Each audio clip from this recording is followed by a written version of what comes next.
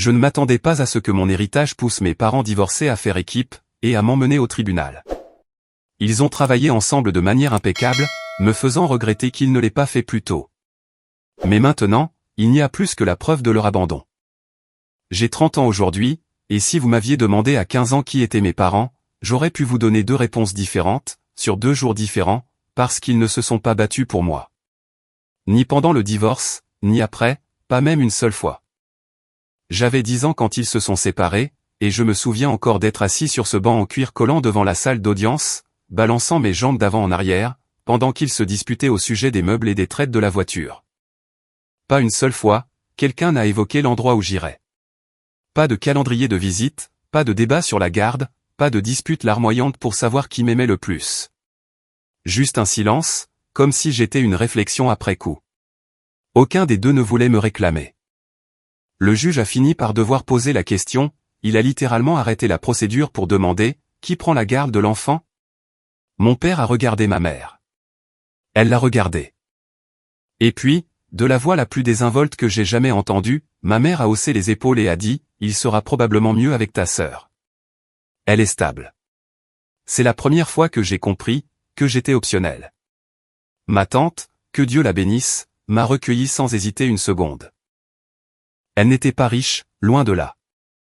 Mais, elle m'a offert une chambre, des repas chauds, et le genre de constance que mes parents ne pouvaient même pas feindre.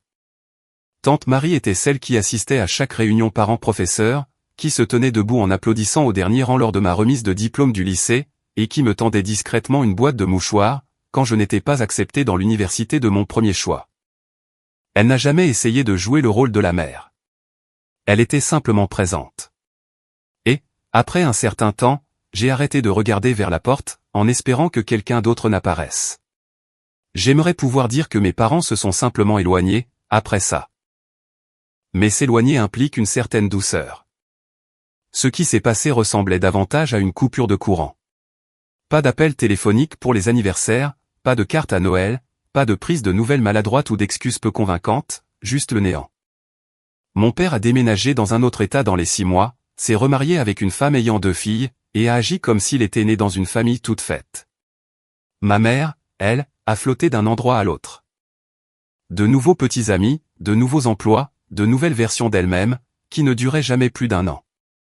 De temps en temps, je recevais une demande d'amis de sa part, sur un nouveau compte de réseau social, généralement suivi d'un commentaire sur l'une de mes photos, du genre « Tu ressembles exactement à ton oncle ».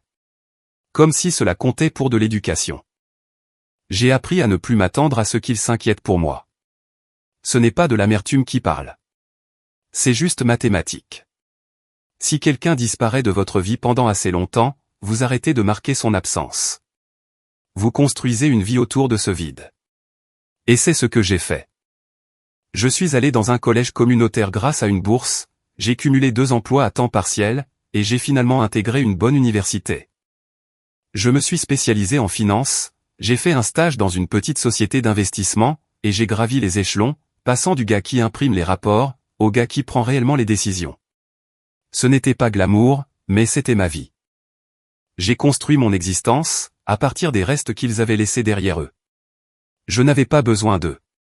Mais c'est là que les choses deviennent étranges. Il y a 1 an, mon grand-père, le père de mon père, est décédé. Nous n'étions pas proches, mais nous avions gardé le contact. Il m'appelait pour mon anniversaire, m'envoyait ses cartes Hallmark un peu rigides, avec un chèque de 50 € glissé à l'intérieur. De temps à autre, nous nous retrouvions pour déjeuner. Il était bourru, de la vieille école, et parlait des gens de l'informatique comme s'il s'agissait d'une espèce à part, mais il n'a jamais oublié mon existence. J'avais toujours pensé que son argent irait à mon père, ou peut-être à mon oncle, qui vivait à proximité et l'aidait pour ses courses. Cependant, quand l'avocat m'a convoqué pour la lecture du testament, j'ai découvert quelque chose, qui m'a coupé le souffle. Il m'a tout laissé. L'intégralité.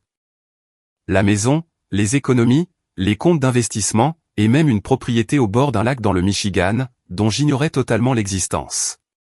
Après impôt, le total s'élevait à un peu moins de 1,3 million d'euros. Le testament était inattaquable. Son avocat s'en était assuré.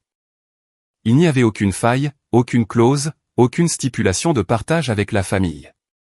Juste mon nom, en tant qu'unique bénéficiaire. Je suis resté là, à cligner des yeux devant les papiers, ne sachant même pas comment réagir. Je n'avais pas l'habitude d'être l'élu. J'aurais dû m'en douter, une telle somme d'argent ne resterait pas sous silence bien longtemps. Le premier appel est venu de la nouvelle femme de mon père, Lynn. Nous avions dû nous parler 2 fois dans toute ma vie. Les 2 fois de manière douloureusement gênante, elle agissant comme si j'étais un cousin éloigné, qu'elle n'arrivait pas tout à fait à situer. Cette fois-ci, pourtant, sa voix était mielleuse au possible. Andrew. Oh chéri, je viens d'apprendre la nouvelle. N'est-ce pas merveilleux? Ton grand-père t'a toujours tellement aimé. Je me souviens avoir marqué une pause. Merci. Oui, c'était inattendu. Eh bien, dit-elle avec un petit rire, je suis sûr que tu penses déjà à la façon de prendre soin de ta famille, avec cette bénédiction. Ton père a des difficultés depuis les licenciements, et les filles commencent toutes les 2 l'université bientôt. Tu sais à quel point c'est cher. Je n'ai rien répondu. J'ai juste fixé le téléphone, comme s'il lui avait poussé des dents. Elle a continué, imperturbable. Bref, ton père est trop fier pour demander, mais je me suis dit que j'allais te contacter. Même une petite allocation mensuelle signifierait beaucoup pour nous. Peut-être 2 ou 3 000. Tu pourrais mettre ça en place via Zelle. Ce qui te convient le mieux. Je crois que j'ai réellement ri. Non pas parce que c'était drôle, mais parce que c'était surréaliste. Je n'avais pas eu de nouvelles de mon père depuis plus d'1 décennie. Pas de SMS pour mon anniversaire, pas de carte pour ma remise de diplôme, pas même un bonne chance quand j'ai changé de ville, et maintenant, j'étais censé sponsoriser son foyer. Désolé, ai-je fini par dire, je ne suis pas à l'aise avec ça. Il y a eu un silence. Puis, le ton doux a disparu, comme s'il avait été arraché. Tu as toujours été tellement égoïste, Andrew. Celle-là m'a un peu piqué au vif, mais je n'ai pas répondu. J'ai simplement raccroché. 2 jours plus tard, mon père m'a appelé lui-même. C'était la première fois depuis que j'avais 12 ans. Aucune salutation. Il est juste entré dans le vif du sujet. Alors, qu'est-ce que j'entends sur ton héritage? J'ai fait court. Grand-père me l'a laissé. En totalité. Ouais, il soupirait. Tu sais que ce n'est pas normal. Peut-être pas, ai-je répondu, mais c'est légal. Tu penses que ça compense tout? Tu penses que l'argent efface le fait que tu as abandonné ta famille? Cette phrase m'a glacé le sang. Moi, je vous ai abandonné? C'est vous qui m'avez coupé les ponts. Tu n'as jamais cherché à me joindre. Tu n'as même jamais essayé de faire partie de ma vie, après le divorce. J'ai cligné des yeux, abasourdi. J'avais 10 ans. Il n'a rien dit pendant 1 seconde. Puis, comme s'il ne m'avait pas entendu, il a simplement continué. Et maintenant, tu es assis sur une fortune, pendant que nous nous noyons. Tu pourrais nous aider, mais tu ne le feras pas, parce que tu es rancunier. J'ai raccroché. Ça ne s'est pas arrêté là. Ma mère l'a découvert 1 semaine plus tard, probablement par un cousin à qui elle parlait encore. Son approche était différente. Elle n'a pas demandé d'argent directement. Au lieu de cela, elle a commencé à m'envoyer des SMS trempés de culpabilité, sur la dureté de sa vie. Des captures d'écran de factures impayées, des photos de son nouveau mari ayant l'air déprimé sur le canapé, et même un selfie d'elle en train de pleurer, avec la légende « Je n'arrive pas à croire que tu ne te soucies de rien ». J'ai ignoré la majeure partie de tout cela, jusqu'à un soir, où elle a laissé un message vocal que je n'oublierai jamais. Sa voix était tranchante, accusatrice, tremblant presque de rage. Tu penses que tu es meilleur que nous maintenant, hein? Assis là, avec ton gros héritage, à juger tout le monde. Je t'ai donné la vie. Je t'ai porté pendant 9 mois, et tu ne peux même pas épargner quelques euros. Pour aider ta mère. J'aurais peut-être dû me battre plus fort au tribunal. Peut-être qu'alors, tu ne serais pas devenu si froid. J'ai repassé ce message 4 fois. Non pas parce que je doutais de ce que je ressentais. Je savais exactement ce que je ressentais. Je voulais juste graver ces mots dans mon cerveau, pour ne jamais les oublier, la prochaine fois que je douterais de moi. C'est à ce moment-là que les publications sur Facebook ont commencé. Au début, c'était discret. Ma mère a posté une photo de moi bébé, moi dans une petite grenouillère bleue, tenant son doigt, avec la légende, peu importe l'âge qu'ils atteignent, il reste votre bébé. Certains enfants oublient juste d'où ils viennent. Je savais que c'était à propos de moi, car j'étais son fils unique, mais je n'ai pas mordu à l'hameçon. Quelques jours plus tard, elle a passé la vitesse supérieure. Une photo granuleuse d'elle et moi lors d'une sortie au zoo, probablement prise quand j'avais environ 7 ans. La légende disait, je l'ai élevée seule pendant des années. J'ai tout sacrifié. Certaines personnes oublient tout ce que vous avez fait pour elles, à la seconde où elles touchent de l'argent. C'est juste triste. Cette publication a attiré l'attention. Des proches ont commencé à commenter. Des cousins éloignés, de vieux amis de la famille, des gens qui ne m'avaient pas vu depuis une décennie. Tu as toujours été une si bonne mère. Il finira par revenir à la raison. Ils le font tous. Les enfants de nos jours ne connaissent pas la gratitude. J'ai regardé la situation se dérouler, comme un accident de voiture au ralenti. Mon téléphone vibrait sans arrêt. Des demandes d'amis, des messages privés de personnes me demandant si j'étais vraiment celui qui avait hérité de tout cet argent. Une femme, une vieille amie de ma mère que je n'avais pas vue depuis l'âge de 9 ans, m'a envoyé son identifiant Venmo, en disant qu'elle récoltait des fonds pour une nouvelle voiture. Aucun contexte, aucune honte. Ensuite, ce fut le tour de mes demi-sœurs. Je ne les avais jamais rencontrées. Mon père s'était remarié quand j'avais 11 ans, et je n'avais jamais été invité au mariage. Je connaissais leurs prénoms, Samantha et Grace, mais ce n'étaient que de simples anecdotes, que je gardais stockées quelque part, derrière mes traumatismes d'enfance et le goût du lait en poudre de la cantine. Mais maintenant, elle voulait tisser des liens. Samantha m'a envoyé un message en premier. Elle avait 19 ans, et était dans sa 2e année d'université.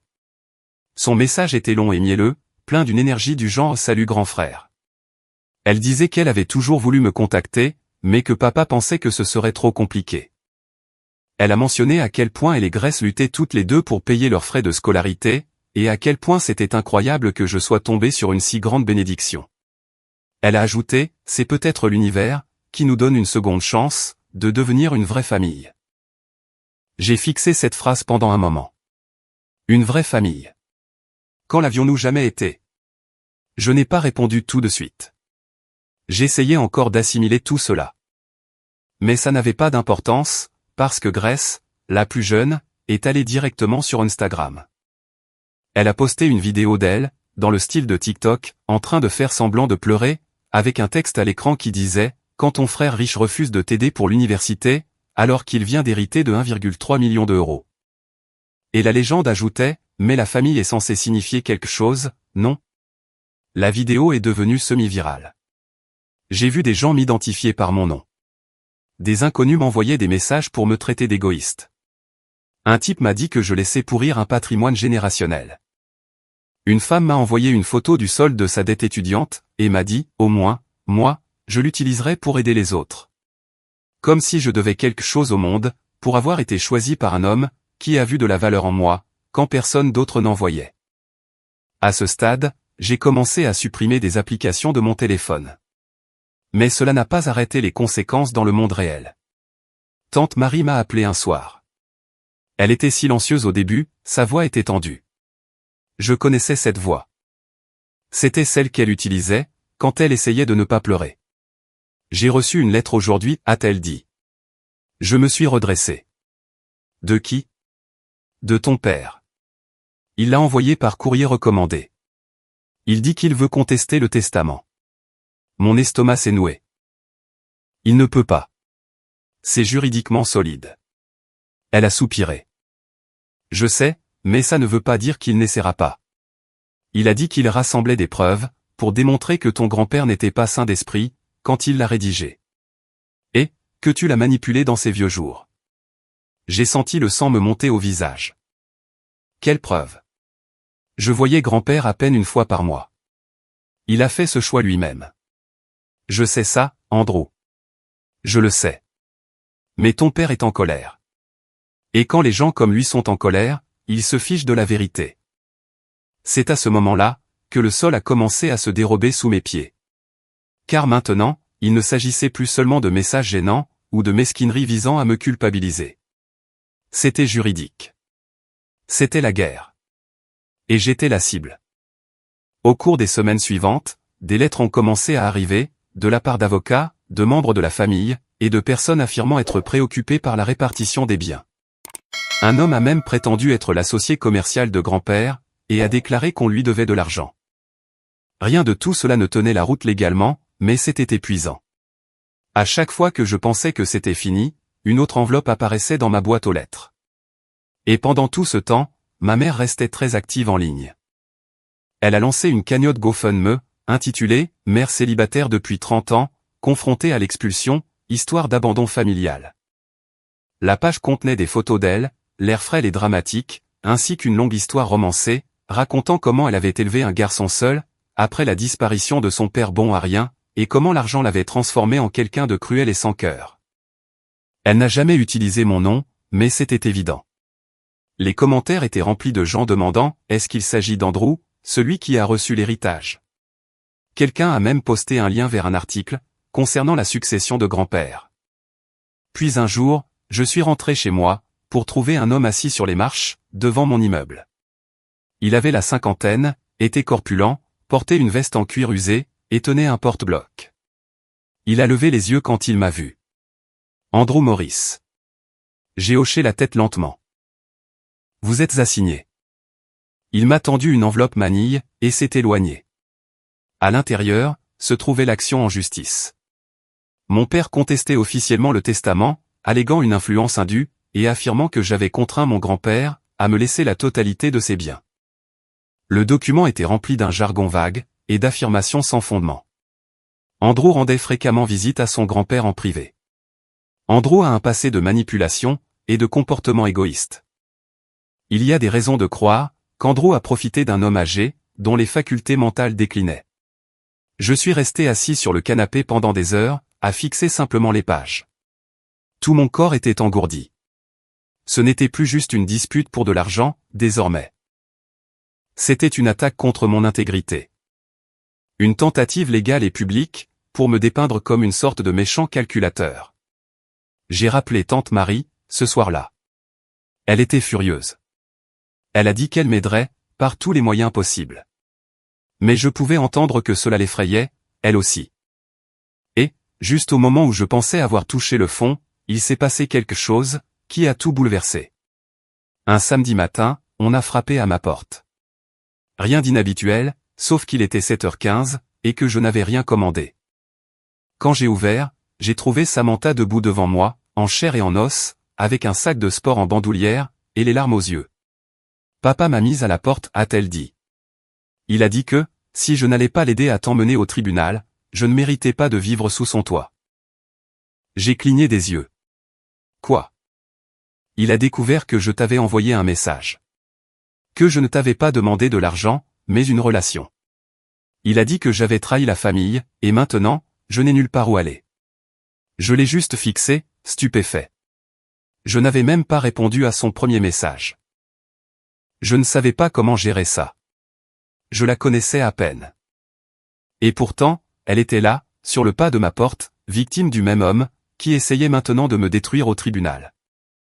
Elle a dû voir l'hésitation sur mon visage, car elle a baissé les yeux, et a chuchoté, « Je ne pensais pas que tu me laisserais entrer. » Je ne savais juste pas où aller d'autre. J'ai ouvert la porte. Cette nuit-là, pendant qu'elle dormait sur le canapé, je me suis assis près de la fenêtre, essayant de démêler tout ça. Ma mère jouait les victimes sur Internet, récoltant des euros de compassion par douzaines. Mon père me traînait en justice, déterminé à réécrire l'histoire, et à voler ce qu'il restait de ma tranquillité. Et maintenant, sa fille, son autre enfant, dormait sur mon canapé, parce qu'elle avait osé me voir comme une personne, et non comme un compte en banque. C'est là, que quelque chose en moi s'est brisé. Pas d'une manière bruyante et dramatique. Juste un petit déclic silencieux, comme le bruit d'une serrure qui tourne. Ce n'était plus seulement une querelle de famille. Ce n'était pas à propos de l'héritage. Ce n'était pas une question d'équité. Il s'agissait de contrôle. Il s'agissait de personnes, qui pensaient pouvoir me jeter, m'oublier, puis revenir ramper, à la seconde où j'avais quelque chose qu'elles voulaient. Et le pire, c'est qu'elles s'attendaient à ce que je me sente coupable, de dire non. Eh bien, j'en avais fini de me sentir coupable. Mais avant de faire mon prochain mouvement, je devais rassembler mes propres preuves. Et, une fois que ce fut fait, j'ai su exactement comment j'allais riposter. Quand vous pensez avoir touché le fond, vous imaginez généralement quelque chose de bruyant. Un fracas, un cri, une porte qui claque si fort qu'elle résonne. Mais mon effondrement est arrivé silencieusement, comme l'air qui se raréfie lentement dans une pièce, jusqu'au jour où vous réalisez que vous vous étouffez, sans que personne ne s'en soit aperçu. Ce n'est pas une seule grosse chose qui m'a brisé. C'en est une centaine de petites. Comme la façon dont j'ai commencé à éviter ma boîte aux lettres, parce qu'à chaque fois que je l'ouvrais, il y avait une nouvelle enveloppe, des documents légaux, des accusations, et même une fois, une lettre de menace, de la part de quelqu'un prétendant être un ami de la famille. M'avertissant que le karma finit toujours par rattraper les personnes cupides. Comme la fois où, je suis entré dans l'épicerie, et où j'ai entendu deux vieilles femmes chuchoter sur mon compte, près du rayon des fruits et légumes.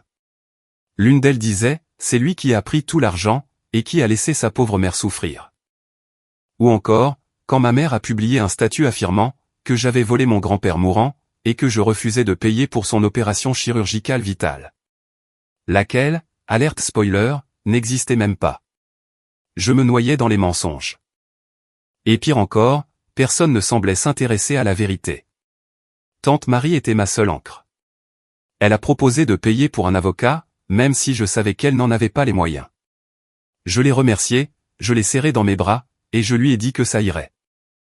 Puis je suis rentré chez moi, et j'ai fixé le plafond, jusqu'à ce que mes yeux me brûlent. La vérité, c'est que ça n'allait pas. Je mangeais à peine. Je ne pouvais pas dormir, sans faire des cauchemars où mon grand-père était déçu de moi, secouant la tête, dans ce même fauteuil inclinable où il avait l'habitude de faire la sieste.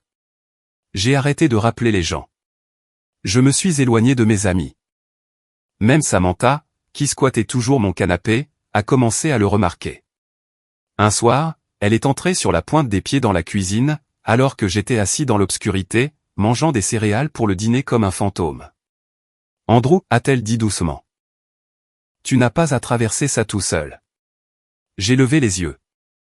Ma cuillère est restée suspendue, au-dessus du bol. Je voulais la croire. Je voulais avoir confiance dans le fait que quelqu'un, n'importe qui, était dans mon camp.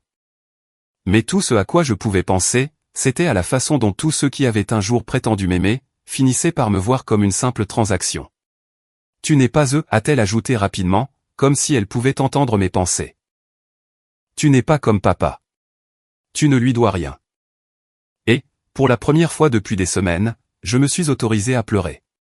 Pas le genre de larmes silencieuses et dignes, mais les pleurelets, le genre qui arrache quelque chose au fond de vous, et qui laisse un cratère derrière lui. Samantha s'est simplement assise à côté de moi, et m'a tendu une serviette. Ce fut le point d'inflexion. Pas la vengeance, pas la stratégie juridique, pas le retour de bâton, juste les pleurs. Juste m'autoriser à être humain, pour une fois, après des semaines à être traité comme un monstre. Après cette nuit-là, j'ai su qu'il fallait que je remonte la pente. Pas pour eux.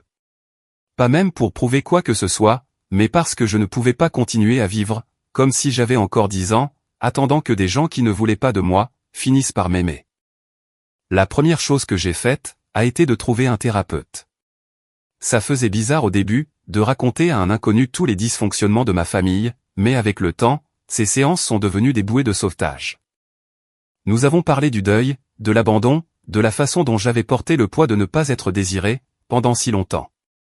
Cela me semblait normal, comme si je ne méritais même pas de bonnes choses, à moins d'être prêt à saigner pour les obtenir. Elle m'a aidé à voir comment, je continuais à essayer de gagner l'amour de personnes, qui le traitaient comme une récompense, que je devais mendier. Vous n'avez pas besoin de vous immoler par le feu, pour garder les autres au chaud, m'a-t-elle dit un jour. Celle-là m'est restée. La deuxième chose que j'ai faite, a été de commencer à écrire. Rien de sophistiqué, juste un journal, que je gardais sur ma table de nuit. Chaque soir, j'écrivais une chose pour laquelle j'étais reconnaissant, même si c'était insignifiant. Samantha a fait la vaisselle aujourd'hui. Je n'ai pas reçu de nouvelles lettres de menace. Le coucher de soleil était beau à travers les stores. Ça paraissait stupide au début, mais au bout d'un certain temps, j'ai commencé à remarquer tout ce que j'avais ignoré, au milieu de ce chaos. J'ai aussi recommencé à travailler. Pas seulement faire acte de présence, mais vraiment travailler.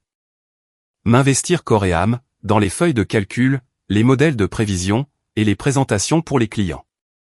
C'était quelque chose que je pouvais contrôler, quelque chose qui avait des règles, contrairement au gâchis que ma famille avait laissé derrière elle. Ironiquement, cette concentration a été remarquée. Un associé principal m'a pris à part un après-midi, et m'a dit « Vous êtes différent ces derniers temps, plus vif. Êtes-vous intéressé par la prise en charge de quelque chose de plus important ?» J'ai failli dire non. J'ai failli me retirer dans la carapace où je vivais. Mais ensuite, j'ai repensé à tout ce à quoi j'avais survécu, le silence, les procès, la manipulation psychologique. J'ai dit oui. La promotion s'est accompagnée de plus d'heures, de plus de responsabilités, mais aussi de plus d'argent. Je n'ai pas touché à l'héritage. Il est resté sur un compte séparé, intact, pendant que je me reconstruisais par mes propres efforts, mes propres victoires, et ma propre sueur. Pendant ce temps, Samantha et moi avons commencé à parler. Vraiment parler. Pas d'argent, de procès, ou du pétrin que notre père avait créé, mais de nos vies. Elle m'a raconté à quel point elle s'était sentie isolée, en grandissant. Comment leur maison ressemblait à un musée, où elle devait marcher sur des œufs. Comment leur mère lui avait dit un jour, que la loyauté comptait plus que la vérité. Comment elle avait toujours su pour moi, mais qu'on lui avait raconté, que j'avais abandonné la famille, par cupidité et par rancune. Mais ça n'a jamais eu de sens, m'a-t-elle dit un soir. Tu n'étais qu'un enfant quand tout est arrivé. Les enfants n'abandonnent pas leur famille. Ce sont les familles qui les abandonnent. Ça m'a frappé de plein fouet, parce qu'elle ne parlait pas seulement de moi. Elle parlait d'elle-même, aussi. Je l'ai aidée à s'inscrire dans une université communautaire des environs. Elle a trouvé un emploi à temps partiel dans une librairie, et a commencé à se faire des amis. Lentement, elle a commencé à trouver son propre rythme, et j'ai réalisé que nous ne faisions plus seulement que survivre. Nous étions en train de reconstruire, tranquillement, brique par brique. Mais la paix n'a pas duré longtemps. Un matin, j'ai reçu un email de mon avocat, avec un objet qui m'a retourné l'estomac, nouvelle soumission dans l'affaire de l'héritage. Preuve clé déposée. J'ai cliqué pour l'ouvrir. À l'intérieur, se trouvait une pièce jointe au format PDF. Je l'ai téléchargée, en m'attendant à d'autres accusations sans fondement, du même acabit. Mais ce que j'ai vu, m'a glacé le sang. C'était un échange de mails entre mon père et ma mère. Daté de 3 semaines avant le décès de mon grand-père. Ils planifiaient de se partager l'héritage. Les messages étaient désinvoltes, familiers, comme si ce n'était pas la première fois qu'ils complotaient ensemble. Papa, il n'a toujours pas mis à jour son testament, mais il est vieux et confus. Tu sais bien qu'Andrew ne saura pas quoi faire de tout ça de toute façon. Maman, continue juste de faire pression. Rappelle-lui, qu'il a promis de t'aider pour ta retraite. Joue la carte de la pitié. Je vais parler à Marie, pour voir si elle peut le convaincre, d'ajouter quelque chose pour moi aussi. Papa, une fois que ce sera réglé, on divisera ça. 60/40. C'est moi qui fais le plus gros du travail ici. Maman, 50/50. Ne sois pas gourmand. Je me suis senti malade, comme si la pièce basculait sous mes pieds. Ils n'avaient jamais été proches. Ils se parlaient à peine, depuis le divorce. Mais apparemment, quand de l'argent était en jeu, les vieux ennemis devenaient des alliés. Et soudainement, tout a pris sens. La pression coordonnée, la manipulation émotionnelle, les mensonges, la campagne de dénigrement. Ce n'était pas du désespoir. C'était de la stratégie. Ils pensaient que grand-père plierait sous le poids de la culpabilité, et qu'il finirait par encaisser le pactole, après des années de négligence. Mais il ne l'a pas fait. Il m'a choisi. Et maintenant, il me punissait pour ça. J'ai envoyé les emails à mon avocat. Il était stupéfait. C'est énorme. Nous pouvons utiliser ça. Et je savais que nous le ferions. Mais je savais aussi autre chose. Il ne s'agissait plus seulement du tribunal désormais. C'était personnel. Ils avaient essayé de m'effacer en tant qu'enfant. Ensuite, ils ont essayé de m'exploiter, en tant qu'adulte. Et, quand les deux ont échoué, ils s'en sont pris à mon nom, mon intégrité, et ma paix. Mais ils ont fait une erreur. Ils ont sous-estimé ce que je serais prêt à devenir, une fois que je n'aurais plus rien à perdre. Et s'ils pensaient pouvoir comploter dans l'ombre, sans conséquence, ils allaient bientôt découvrir, exactement, quel genre d'homme ils avaient créé. Il y a un moment, dans chaque histoire, où la balance penche, où la survie devient une stratégie, et où les blessures deviennent des armes. Pour moi, ce moment est arrivé en étant assis seul à mon bureau, à relire la chaîne de mai entre mes parents. Deux personnes qui ne s'étaient pas dit un mot gentil, l'un sur l'autre, depuis plus de 15 ans, soudainement unies pour tenter de voler ce qui ne leur appartenait pas.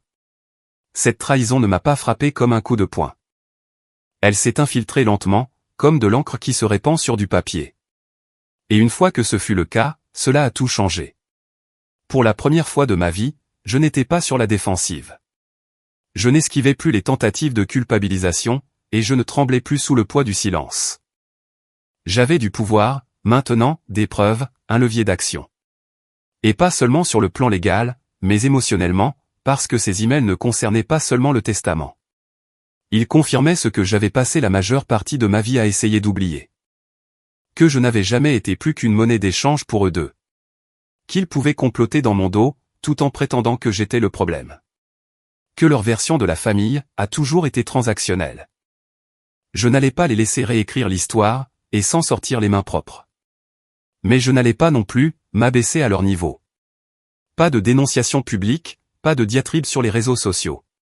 Je voulais quelque chose de plus calme, de plus intelligent, de permanent. Je voulais un règlement de compte si total, qu'ils ne confondraient plus jamais ma gentillesse, ou mon silence, avec de la faiblesse. Alors, j'ai commencé à planifier. La première étape fut d'ordre juridique. J'ai envoyé le fil de mai à mon avocat, un type nommé Jordan, qui avait l'air de sortir d'un magazine GQ, mais qui parlait comme un professeur de mathématiques. Il a lu les emails 2 fois, puis s'est adossé à sa chaise, a croisé ses doigts derrière sa tête, et a dit « Eh bien, cela change la donne ». Jordan a agi vite. Il a déposé une réponse officielle à l'action en justice, en joignant les emails, et en demandant au tribunal de rejeter l'affaire, sur la base de preuves évidentes de mauvaise foi, et de tentatives de manipulation. Il a également déposé une demande reconventionnelle, diffamation et détresse émotionnelle, appuyée par des captures d'écran des publications Facebook, de la campagne de dénigrement sur TikTok, et de la cagnotte GoFundMe, qui avait récolté près de 11 000 €, sous un tissu de mensonges. La meilleure partie, c'est que les dons étaient traçables, nom, montant, date. Certains d'entre eux provenaient de membres de la famille élargie, qui m'avaient ensuite envoyé de méchants messages. Une fois notre dossier déposé, je savais que la prochaine audience serait un tournant. Mais je ne voulais pas attendre que la justice vienne d'une salle d'audience. Je me suis donc tourné vers l'intérieur, et j'ai commencé à monter mon dossier, en dehors des murs de la justice. J'ai engagé un détective privé. Son nom était Greg, un ex-militaire à la voix douce, avec ce genre de regard, qui vous donnait l'impression qu'il connaissait déjà la pire chose que vous ayez jamais faite. Je lui ai remis un dossier, contenant tous les détails connus sur mes parents, leurs adresses, leurs associés connus, leurs affaires commerciales, et surtout, leurs antécédents financiers. Je voulais tout savoir. À qui ils devaient de l'argent, quel genre d'actifs ils cachaient, et si ce procès était vraiment une question d'équité, ou juste un bon vieux désespoir. Greg ne m'a pas déçu, n'est-ce pas? En 2 semaines, j'ai eu un dossier plus épais que mon vieil album de fin d'année du lycée. Mon père avait contracté 3 prêts personnels, au cours des 2 dernières années, tous liés à une propriété d'investissement en faillite, dans l'Arizona. L'un des prêts avait été co-signé par sa femme, Lynn, qui, selon l'enquêteur, avait discrètement demandé la séparation de corps, 3 mois plus tôt. Apparemment, les problèmes d'argent avaient creusé un fossé, dans leur parfaite petite famille. Pour ma mère, c'était pire. Elle avait 5 mois de retard sur son loyer, avait 3 cartes de crédit en recouvrement, et essayait de lancer une entreprise de coaching spirituel en ligne, qui n'avait absolument aucun client. Sa cagnotte GoFundMe n'était pas une question de survie. C'était pour maintenir un style de vie. Elle avait dépensé l'argent des dons, dans des soins de spa et des sacs à main de créateurs, espérant se réinventer comme une sorte de gourou de la guérison, tout en disant à Internet, que je la laissais mourir de faim. C'était répugnant, mais aussi très utile. J'ai tout compilé dans une chronologie.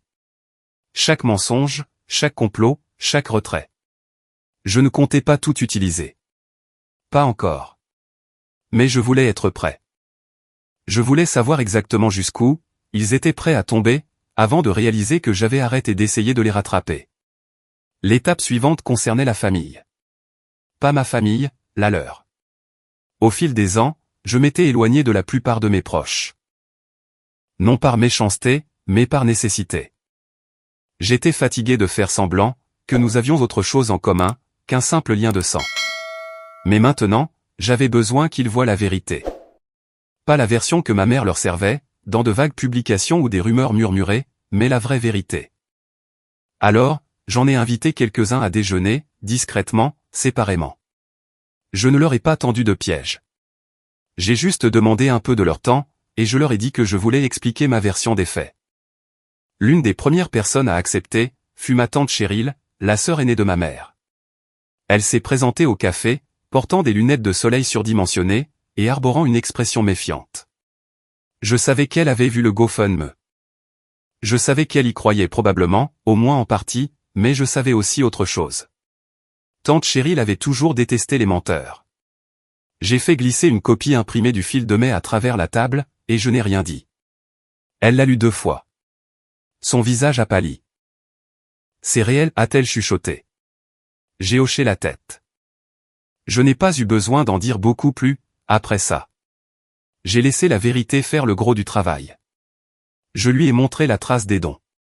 Le SMS que ma mère m'avait envoyé, les photos de sa soi-disant expulsion, qui étaient en fait des images d'archives, tirées de Google. J'ai regardé le récit auquel elle s'était accrochée, commencer à se fracturer dans son esprit. Tu dois montrer ça aux gens, a-t-elle dit doucement. Ils méritent de savoir. Je le ferai, lui ai-je répondu, mais pas encore. J'ai rencontré d'autres personnes, aussi. Le voisin de mon grand-père, qui me connaissait depuis que j'étais enfant. Mon cousin Daniel, qui avait un jour essayé de jouer les médiateurs, lors des retombées. Même l'oncle Franck, qui m'appelait autrefois le garçon à l'argent dans mon dos. Un par un, je leur ai montré la même vérité. Et un par un, ils ont commencé à changer d'avis. Tout le monde ne m'a pas cru tout de suite. Certains pensaient que j'avais falsifié les emails. Certains pensaient toujours que je devrais laisser tomber pour préserver la paix. Mais je n'ai pas argumenté. Je les ai juste laissés choisir leur camp, en silence. Parce que, le moment venu, je voulais savoir exactement à qui j'avais affaire. En attendant, je me suis concentré sur ma propre vie. J'ai quitté mon vieil appartement, celui avec tous ses mauvais souvenirs, et j'ai emménagé dans une petite maison de ville, avec de l'espace pour un bureau et une chambre d'amis, que Samantha s'est empressée de s'approprier. J'ai changé de voiture, mettant enfin à la retraite la Honda cabossée, que je conduisais depuis l'université, et j'ai commencé à investir de l'argent dans quelque chose, dont je n'avais jamais pensé avoir d'avenir. Je n'ai pas été imprudent. La majeure partie de l'héritage est restée intacte. Mais, pour la première fois, je me suis permis de vivre. J'ai arrêté de me faire tout petit, pour que les autres se sentent à l'aise. J'ai arrêté de m'excuser, pour ce que l'on m'avait donné. J'ai arrêté de laisser la culpabilité m'étouffer. Et, dans cet espace, quelque chose de surprenant s'est produit. J'ai commencé à me pardonner d'avoir survécu, d'avoir grandi, d'avoir choisi la paix au lieu de la douleur, et d'avoir refusé de faire marche arrière. Mais ne vous méprenez pas, je n'avais pas oublié. Pardonner, ce n'est pas oublier, et ce n'est certainement pas laisser les gens s'en tirer à bon compte. Environ 6 semaines après le jour où nous avons déposé la demande reconventionnelle, j'ai commencé à préparer la dernière partie de mon plan. J'ai commencé à rédiger des lettres. Pas des documents légaux, ni des mises en demeure. Des lettres manuscrites, personnelles, et honnêtes.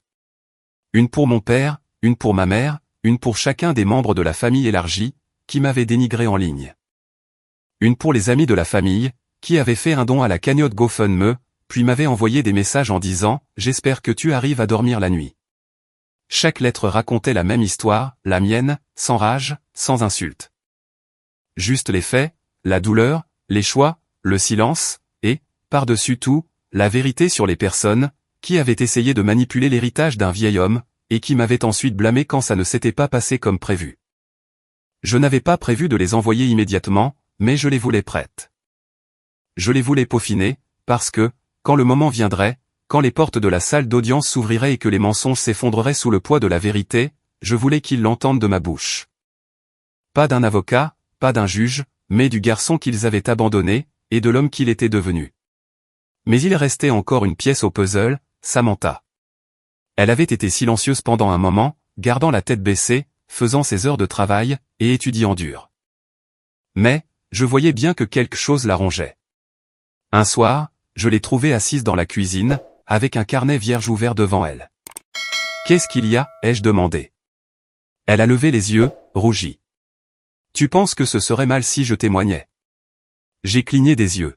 « Témoigner au tribunal à propos de papa ?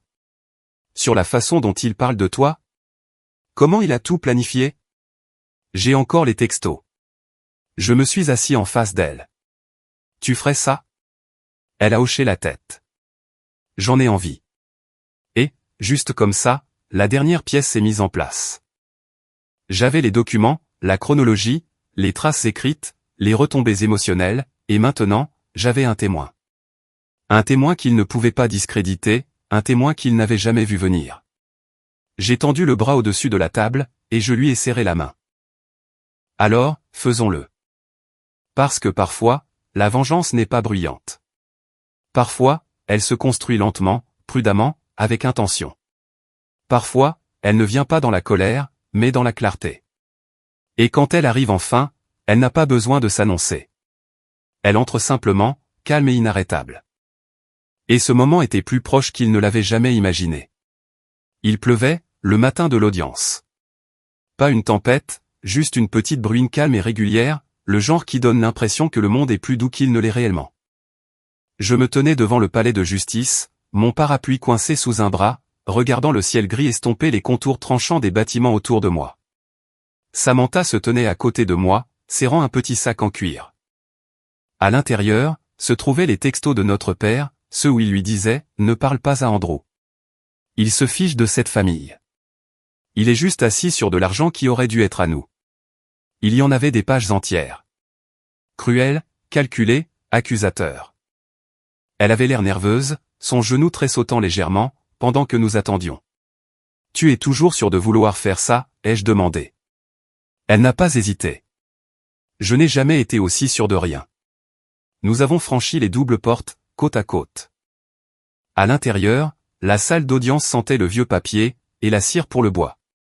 Des rangées de bancs ressemblant à ceux des églises tapissaient le fond, déjà rempli d'une poignée de visages familiers. Tante Marie était assise tranquillement près du premier rang, tenant un dossier sur ses genoux. Derrière elle, se trouvaient mon oncle Franck, tante Cheryl, et même mon cousin Daniel. Toutes des personnes qui, jusqu'à récemment, avaient cru au mensonge. Maintenant, ils étaient là pour voir la vérité éclater. Mon père était assis de l'autre côté de l'allée, son avocat lui chuchotant à l'oreille. Il avait l'air fatigué. Pas le genre de fatigue qui vient avec l'âge, mais le genre qui vient du fait d'être démasqué. Il n'a pas croisé mon regard. Ma mère était dans la deuxième rangée, derrière sa table. Elle portait une robe noire, comme si elle assistait à des funérailles, complétée par une écharpe dramatique, et des lunettes de soleil surdimensionnées. C'était théâtral, presque risible. Je me suis demandé si elle avait pratiqué ses expressions devant le miroir, ce matin-là. Le juge est entré, et la salle s'est levée. Je ne vais pas vous guider à travers chaque détail juridique. Il y a eu des motions, des objections, des déclarations. Mais qu'est-ce qui compte ? Ce qui compte vraiment, c'est le moment où les emails ont été présentés. Jordan, mon avocat, s'est levé avec une confiance calme. « Votre honneur, a-t-il dit, en plaçant les emails imprimés sur la table des preuves, nous avons des raisons de croire que cette affaire n'est pas seulement sans fondement, mais frauduleuse dans son intention. Ces communications, entre le plaignant et un tiers, démontrent clairement une tentative préméditée d'influencer le testament du défunt, à des fins personnelles, suivie d'une campagne coordonnée, pour faire pression sur mon client après coup. » Le juge a haussé un sourcil, parcourant les pages. « Votre père et votre mère ?» a-t-il demandé, en dirigeant la question vers moi. J'ai hoché la tête. Ils ont travaillé ensemble, dans mon dos, pendant des mois. Pas seulement travaillé ensemble, a ajouté Jordan, ils ont planifié de diviser l'héritage, de discréditer mon client, et de manipuler la famille élargie, pour obtenir un soutien financier. Nous avons également soumis une pièce à conviction supplémentaire. Une analyse d'une collecte de fonds publics, liée à des allégations dont la fausseté peut être prouvée. C'était le GoFundMe. La pièce est devenue silencieuse. Ma mère s'est agitée inconfortablement, son écharpe ressemblant soudainement davantage à une corde de pendu. L'avocat de mon père a pâli. Ensuite, Samantha s'est levée. Je voudrais témoigner. Le juge l'a permis. Elle a pris la barre, et a parlé clairement, calmement. Elle leur a raconté la pression, les appels téléphoniques, la colère quand elle a refusé de mentir. Elle a lu les textos mot pour mot. La salle d'audience n'était pas grande, mais à ce moment-là, c'était comme si tout le monde retenait son souffle. Quand elle a terminé, le juge s'est penché en avant, les doigts joints en forme de clocher. Croyez-vous que les intentions de votre père, en intentant ce procès, étaient sincères? Non, a répondu Samantha. Il voulait l'argent. Ce n'a jamais été que ça. Le juge a hoché la tête lentement, puis s'est tourné vers Jordan. Avez-vous d'autres preuves à soumettre? Jordan a souri. Juste une déclaration finale, votre honneur. Il a fait une pause, jetant un bref regard vers moi. Il y a plusieurs sortes de familles, votre honneur. Certains d'entre nous y naissent. D'autres les construisent eux-mêmes. Mon client n'a pas été défendu quand il était enfant. Il n'a pas été appelé. Il n'a pas été soigné. Et pourtant, au moment où il est entré en possession de quelque chose de précieux, il s'est retrouvé entouré de revendications d'amour, d'obligations et de culpabilité. Il ne s'agit pas seulement d'argent. Il s'agit de manipulation, et du droit à la paix. Le juge s'est adossé à son siège, puis, d'une voix calme et mesurée, il a rendu son verdict. Affaire rejetée, avec préjudice. Il a ajouté que le tribunal avait trouvé de fortes indications de tentatives de fraude, et de litige de mauvaise foi, et a encouragé mon équipe juridique à poursuivre pour dommages et intérêts, si le défendeur choisissait de le faire. La salle s'est agitée, des halètements étouffés, des mouvements. Ma mère a enlevé ses lunettes de soleil, et a dévisagé le juge, comme s'il avait parlé une autre langue.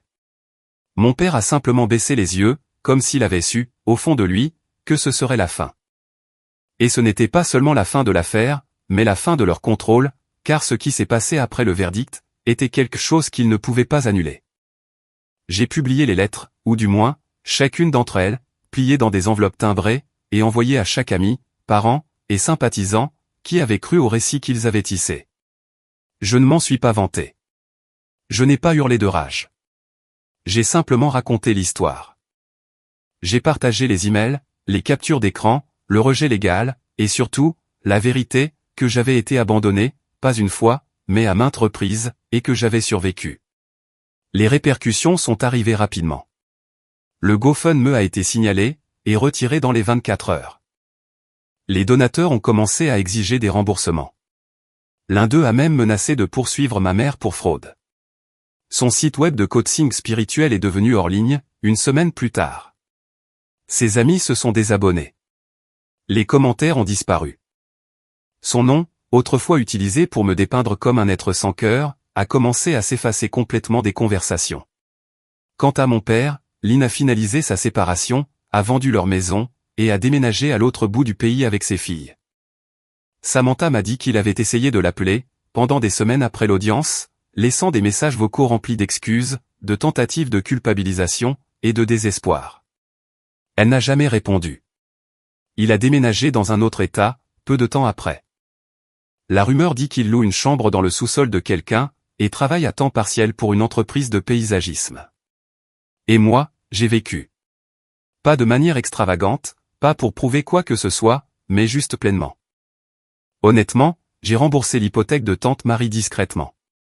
Pas de chichi, pas d'annonce, juste un virement bancaire et un mot qui disait « Merci de t'être battu pour moi », quand personne d'autre ne l'a fait. Elle a pleuré quand elle m'a appelé, et je l'ai laissé faire. Pour une fois, les larmes ne venaient pas de la douleur. Samantha a terminé son programme, et a obtenu un emploi dans l'édition. Elle a emménagé dans son propre appartement au printemps dernier, mais elle vient toujours dîner à la maison tous les dimanches. Elle insiste pour apporter le dessert. Toujours en trop grande quantité. Toujours assez pour me rappeler que je ne suis pas seul. Et l'héritage, il est toujours là. La majeure partie est intacte. J'en ai investi une partie, j'en ai fait don d'une autre, mais je ne l'ai jamais laissé me définir. Parce que mon grand-père ne m'a pas laissé cet argent pour réparer le passé. Il me l'a laissé, parce qu'il croyait en mon avenir. Parce qu'il a cru en moi, quand personne d'autre ne le faisait. Et je ne gâcherai pas ça. Les gens me demandent encore, si je ne regrette pas de ne pas avoir fait la paix avec mes parents, si je me sens parfois coupable de la façon dont les choses ont tourné. Je ne le suis pas, parce que la paix, ce n'est pas faire semblant. Ce n'est pas le silence. Ce n'est pas laisser quelqu'un vous blesser, juste parce qu'il partage votre nom de famille. La paix, c'est connaître la vérité. Et la mienne est simple. Ils m'ont laissé derrière eux, et j'ai avancé. Seul au début, mais plus jamais. Et ça, enfin, c'est